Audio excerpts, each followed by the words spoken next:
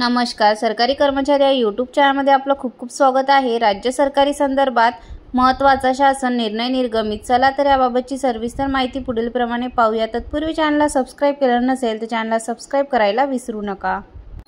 राज्य कर्मचाऱ्यांना वैद्यकीय खर्च प्रतिपूर्ती करिता खाजगी रुग्णालयाची सुधारित यादीबाबतचा महत्त्वपूर्ण शासन निर्णय सार्वजनिक आरोग्य विभाग मार्फत दिनांक 11 ऑक्टोबर 2013 रोजी निर्गमित करण्यात आलेला आहे.